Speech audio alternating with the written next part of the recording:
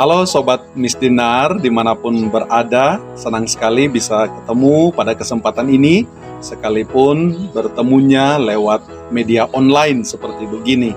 Semoga semua sehat-sehat, baik-baik, masih penuh semangat dalam pelayanan di dalam gereja dan di seputar Panti Imam. Saya Pastor Aris Angwarmasi MSC, sekarang bertugas sebagai staf skolastikat MSC Pineleng, sekaligus juga dosen teologi moral di Sekolah Tinggi Filsafat Seminari Pineleng atau STFSP. Nah, pada kesempatan ini saya suka membahas tentang kenapa orang-orang Katolik atau umat Katolik berdoa melalui perantaraan Bunda Maria.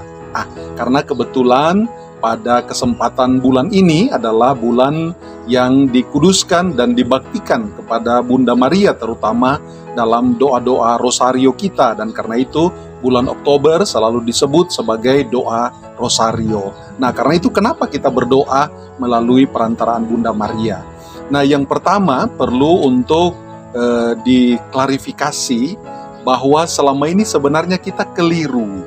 Jadi gereja mengajarkan bahwa kita berdoa bukan melalui perantaraan Bunda Maria. Dan karena itu jangan lupa teman-teman, Sobat Misioner yang baik, nanti kalau memimpin doa rosario di entah wilayah rohani kah, di kelompok kategorial kah, di antara teman-teman, jangan mengucapkan terutama rumusan kita berdoa dengan perantaraan Bunda Maria. Karena gereja bukan mengajarkan bahwa kita berdoa melalui perantaraan Bunda Maria, tapi mesti disebut kita berdoa bersama Bunda Maria. Sekali lagi, rumusan yang tepat adalah kita berdoa, mari kita berdoa bersama dengan Bunda Maria, atau kita memanjatkan doa-doa permohonan kita bersama dengan Bunda Maria. Karena dalam gereja Katolik, pengantara kita hanya satu saja, yaitu Yesus Kristus sendiri. Nah, kalau begitu, kenapa kita berdoa bersama dengan Bunda Maria?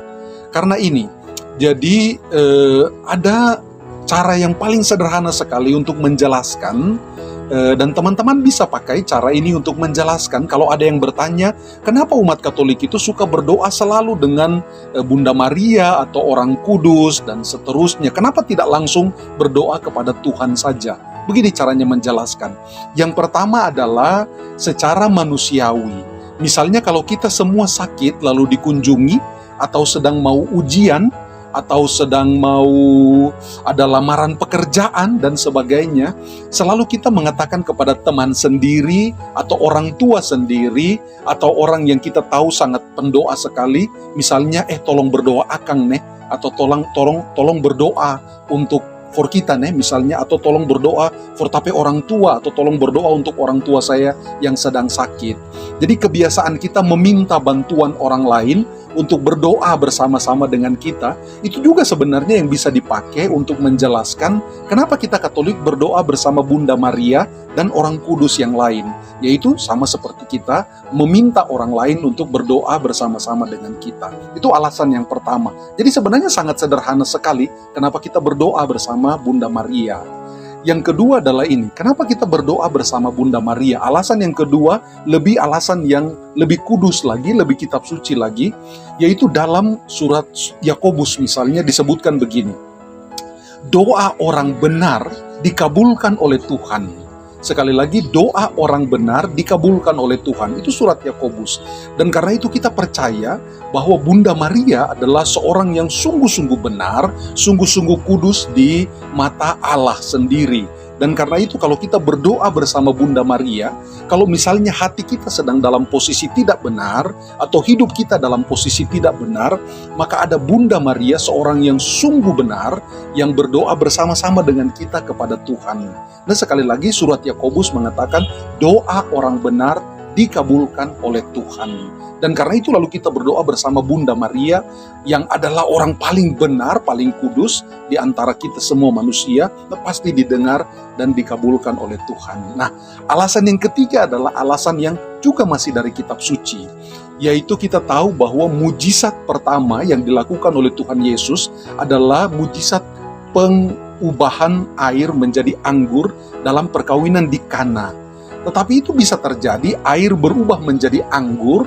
Mujizat pertama Tuhan Yesus itu bisa terjadi karena permintaan sendiri dari Bunda Maria.